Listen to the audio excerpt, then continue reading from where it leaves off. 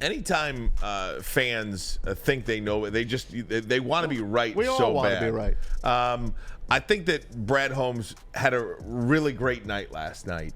I really do. I hope so. And I think these two players are going to come in and help right away. They're not development guys. They don't need any development. They're going to come in and help right now. Remember how people were complaining you can't take a quarterback?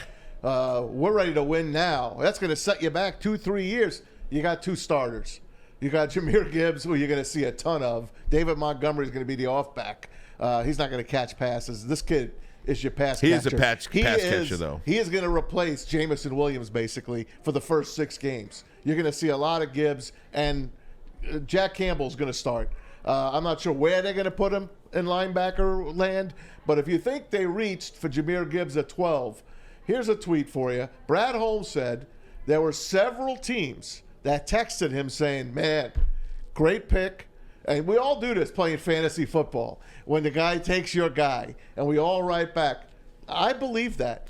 I do too. I believe. For people doing audio only, let me tell you, this is Tim Twentyman, DetroitLions.com. He tweeted out one thing that jumped out to me from Holmes' presser. Holmes said he got a lot of texts from other teams after taking Jahmyr Gibbs at 12, saying they were planning to take him or trade up to get him. So that is another part of this thing. And, you know, why can't you take a running back at 12? Why can't you take a linebacker at 18? I think a lot of people have a problem with the two positions as well in the first round. Why can't you take a corner at 3? Remember when we were talking about now Jeff Okudah didn't work out, but it ain't his fault. And it was a different regime as well. But why can't you take these players if you think you've identified the player that's going to help you?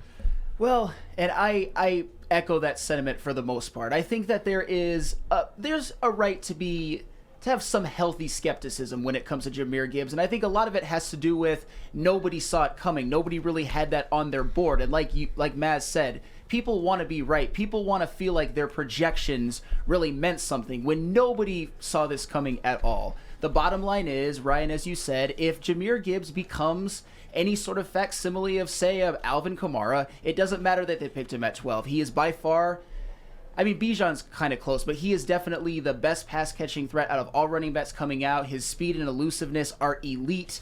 If he becomes a guy that can get 1,000 yards and maybe 600, 700 yards receiving consistently behind this offensive line in this offense, it's going to turn out to be a good pick. But with drafting a running back at 12, he has to, or else the microscope is going to be on Brad Holmes, although I think he will. I almost feel like the Lions had Jahmyr Gibbs higher than Bijan Robinson.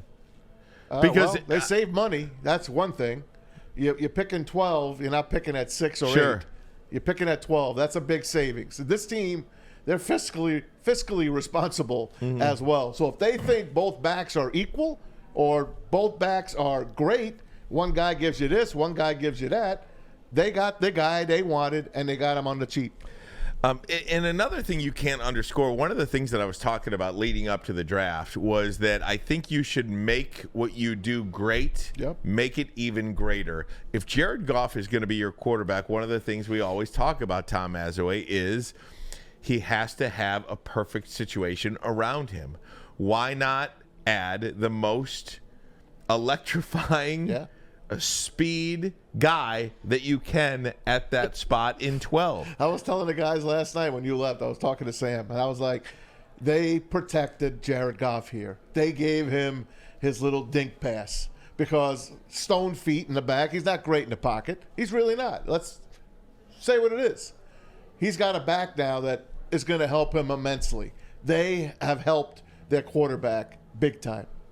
Let me let you hear from Scotty Montgomery here. He is the Lions running backs coach. Here's what he had to say about the new Lions running back, Jahmyr Gibbs.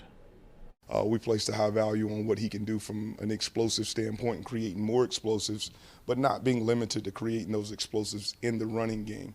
So we see as a guy that probably, in my opinion, is the best space player in this draft and what he can do with the football.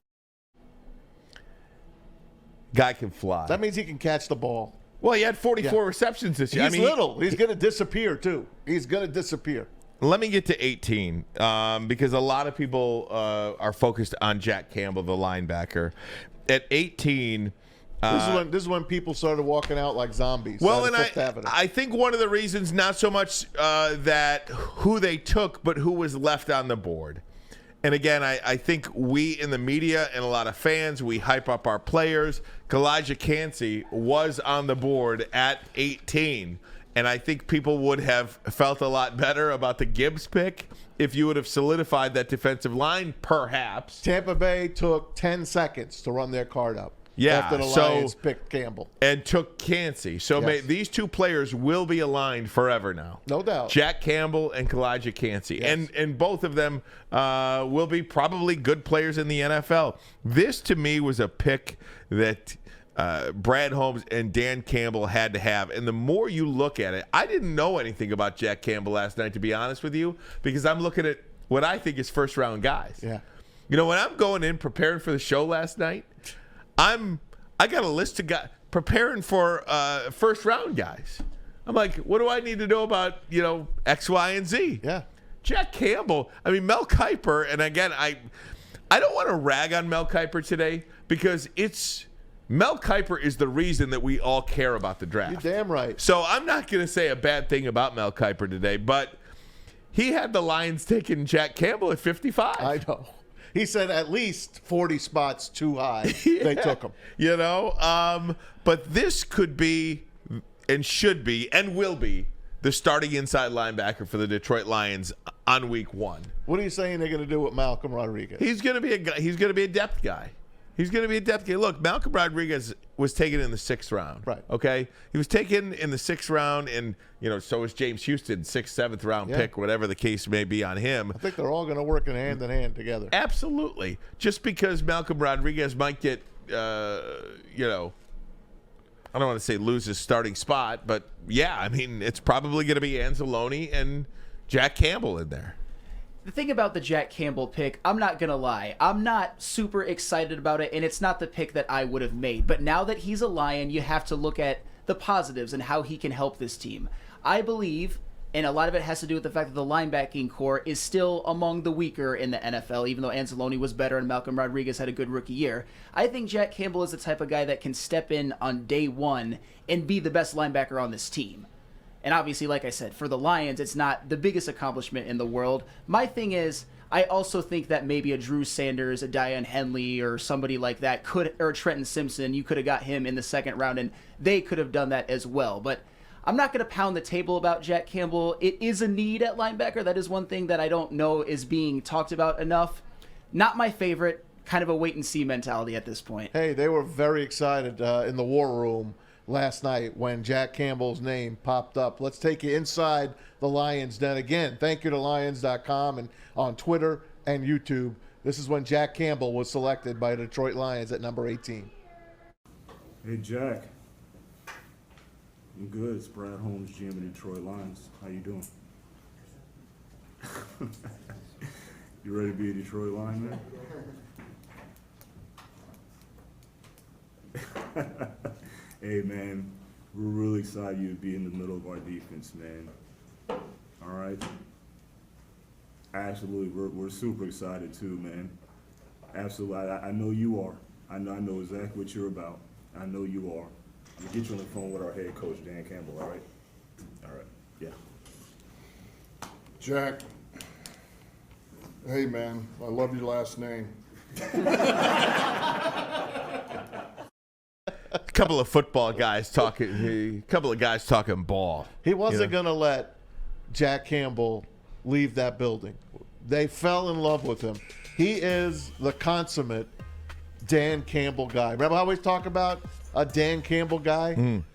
It's Jack Campbell.